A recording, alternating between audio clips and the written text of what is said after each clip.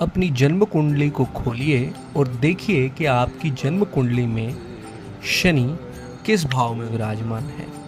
यदि आपकी जन्म कुंडली में शनि तृतीय भाव में बलवान एवं शुभ प्रभाव में विद्यमान है तो वह अत्यंत शुभकारी हो जाते हैं। अब बलवान शनि को किस प्रकार से देखा जाता है? यदि शनि अपनी उच्च राशि तुला में हो, अपनी मूल त्रिकोण राशि कुंभ में हो, वह अपनी साधारण राशि मकर में हो, वह शुभ ग्रहों से दृष्ट हो तो उन्हें बलवान माना जाता है। यदि शनि आपकी कुंडली में तृतीय भाव में विराजमान है तो वह इस भाव के कारक कहे गए हैं। तृतीय भाव से हमारी पुरुषार्थ, हमारी मेहनत, हमारे छोटे भाई बहन, हमारे पड़ोसियों इत्यादि को देखा जाता है। ज्योतिष शास्त्र के अनुसार शनि पापक ग्रह है। शनि जिस भाव में बैठते हैं उस भाव की वृद्धि करते हैं और जिस भाव पर अपनी दृष्टि डालते हैं उस भाव में विच्छेद उत्पन्न करते हैं। परंतु यदि शनि बलवान अवस्था में शुभ प्रभाव में है तो वे जिस स्थान पर बैठते हैं वहाँ की वृद्धि तो करते ही हैं, साथ में जहाँ पर दृष्टि डालते हैं वहाँ पे भी उनके नकारात्मक प्रभावों में कमी आ जाती है। अब यदि शनि तृतीय भाव में बैठेंगे तो ऐसे व्यक्ति लग्न से कार्य करते हैं, निरंतर प्रयास करते हैं, मेहनत से कभी पीछे नहीं हटते। ऐसे व्यक्ति अपने जीवन काल में यदि किसी लक्ष्य को निर्धारित कर ले तो निरंतर प्रयास करते हैं।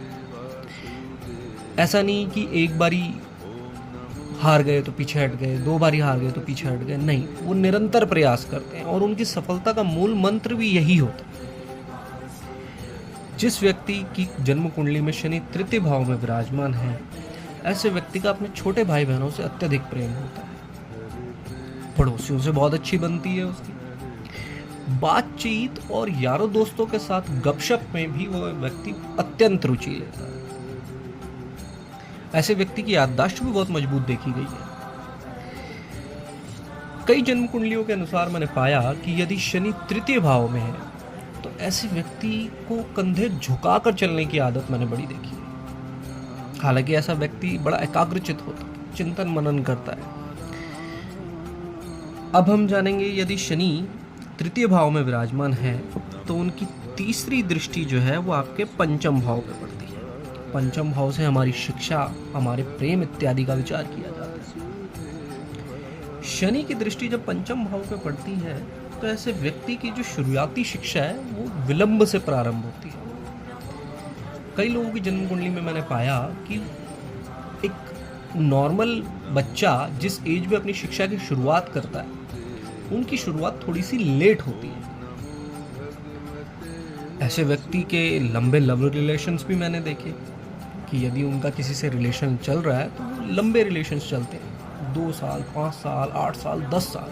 हालांकि बीच बीच में अलगाव की स्थिति भी उत्पन्न होती है क्योंकि शनि जो है विच्छेद करने की कोशिश भी करते हैं, परंतु बलवान है तो शुभ फल के अनुसार भी व्यक्ति के प्रेम संबंध अच्छे चलते हैं। ऐसा व्यक्ति ज्ञानी भी बहुत होता है, शिक्षित होता है। कई कुंडलियों में मैंने पाया कि जब शनि तृतीय भाव में विराजमान होते हैं तो ऐसे व्यक्ति को पुत्र संतति की बड़ी चाह होती है।